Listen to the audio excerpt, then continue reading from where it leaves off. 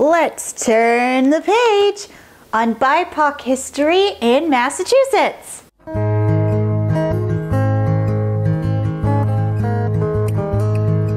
Hello everyone, and welcome back to the Museum Lovers Museum Reviews, where we explore the diverse missions and communities that museums serve through film and social media. So hit that subscribe button and join me on my journey. February is Black History Month, so we will be visiting museums that highlight and reflect authentic experiences of Black people in Boston throughout history. And what other better place to do that than the Museum of African American History? I'm gonna read something that I wrote down, okay? Listen. Boston has struggled with a history of gentrification and defunct segregation, and since becoming a member of the museum profession, I have learned a lot of stuff about Boston's racial history that I never learned in school. Things like the South Boston busing crisis and the Grove Hall race riots. I didn't learn about this stuff until after college.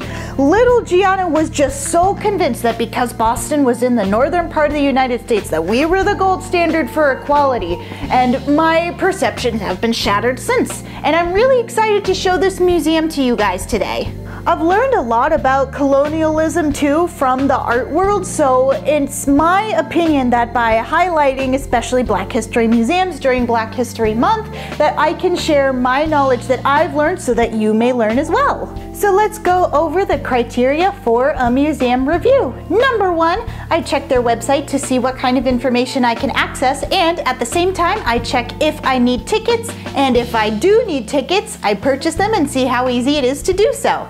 The next thing we do when we get to the museum, of course, is check how easy it is to navigate within the galleries themselves. I also check to see what kind of transportation, parking, and other ways to get to the museum is available. And I check to see how well the galleries reflect their mission as a whole. So with that in mind, let's begin our visit. So in my professional opinion, their website is much like the Waterworks Museum, where it's very direct and easy to find the information that you're looking for. So we click reserve a ticket and we're directed to pick a day and reserve a time. So if we scroll down just a little bit more here, we'll see that we can reserve tickets in advance, pick one adult, and then payment information is all on one page, which is super helpful. And once you're all done, they'll send an email confirmation that looks like this. Now, according to their website, the Museum of African American History's mission is to inspire all generations to embrace and interpret the authentic stories of New Englanders of African descent and those who found common cause with them in their quest for freedom and justice. I love a very specific mission. Not vague, not, oh, we're here to teach the world about stewardship through science. No. This is specific. It's got a time period, it's got a people, and it's got a goal in mind. I love a good mission. So when I arrived for my timed entry, I was greeted by the site manager at the door, and I had exactly 30 minutes before my tour of the meeting house began, so that left me time to check out some of the galleries in the Abel Williams School. I thought the lobby was really colorful and eye-catching, and I liked that they included influential Black Boston natives and New Englanders, as well as abolitionists who were their supporters, on the ceiling right above my head, which I didn't actually notice until later in my visit, but I thought that was really cool. So the first floor gallery featured signature items from collection. This is art pieces by Black artists. These are books from the Abel School that were used by children and adults who attended. There was a letter written from Frederick Douglass himself, and there was also a bust of Frederick Douglass in that room as well. So there were multiple different pieces of history spanning from art to literature to something a little more along the lines of contemporary, like these big beautiful paintings. I thought they were stunning. So what's really important to note that I have learned was that North Beacon Hill was kind of like a city within a city. It was a high concentration of Black Bostonians who were doctors, lawyers, entrepreneurs, sailors, men, women, everybody was thriving in this little community. And this was in that era where they were separate but still considered equal. But I really got to appreciate the people who went to this school, their children, and the fact that this wasn't just a school, this was a community center for this city within a city. And these same community members held positions within the city too, on boards and as politicians. I mean, these are parts of our city's history. These are people who influenced my city that I live in currently, and I never learned about them in any textbook.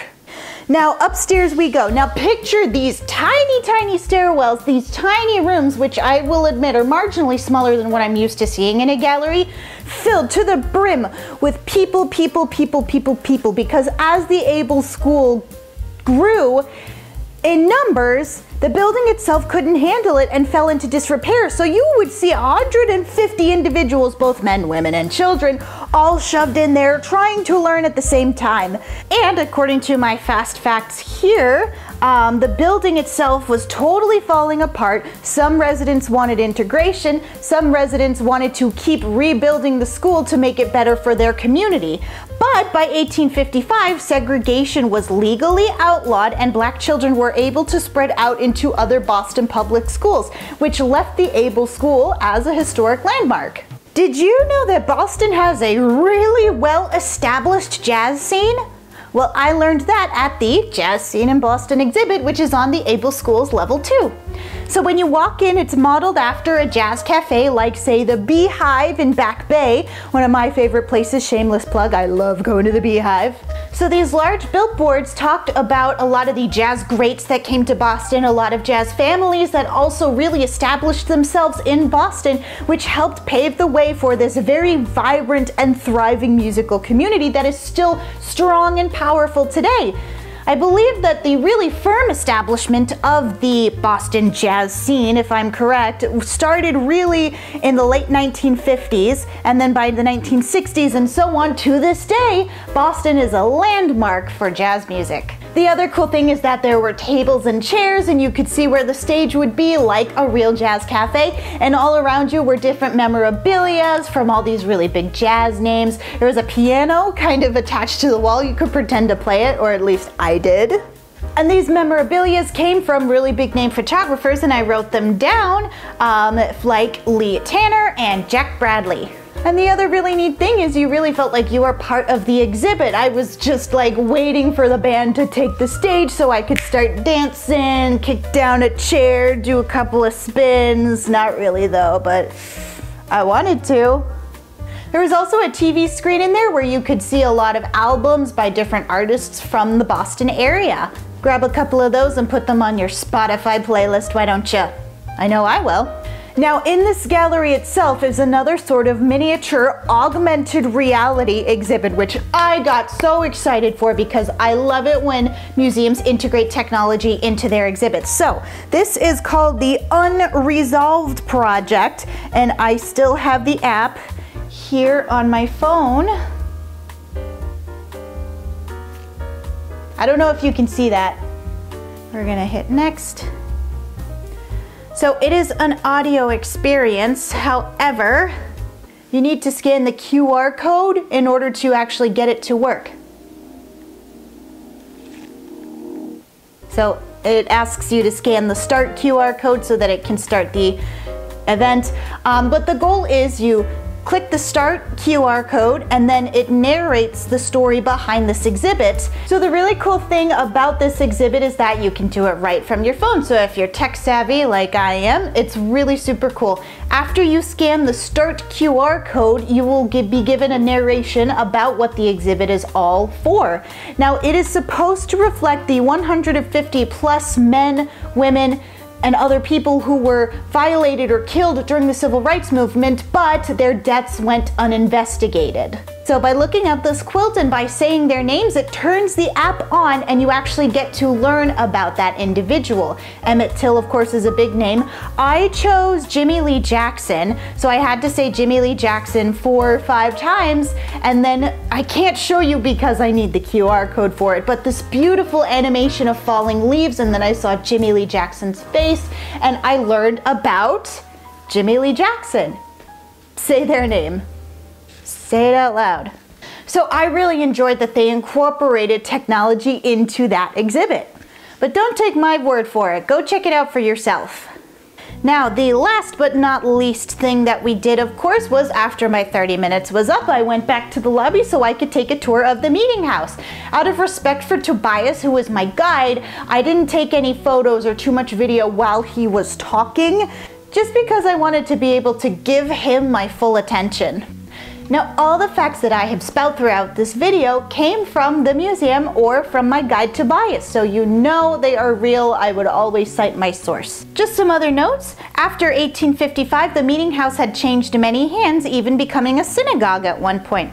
But it was later named a historic monument and was remodeled in 2011 to look like the meeting house it was over 100 years ago. Now, the podium in the sanctuary would have hosted speakers the likes of Frederick Douglass or Mariah Baker, and the other parts of the meeting house actually hosted the recruiting for the men of the 45th Regiment. So it was a real pleasure and absolutely amazing, really, to be in the same space as so many great, amazing people. Now, before COVID, these tours would have been hosted by a park ranger every hour, but of course the big C word has really sort of thrown that for a loop. But I really got to enjoy my solo tour with Tobias, who is a great tour guide. It also helps being the only one because I'm the only one who can ask questions, and you bet I did. But I didn't take up too much of his time. Don't worry, don't worry. Exit through the gift shop. So this gift shop features a lot of books, and some handmade jewelry.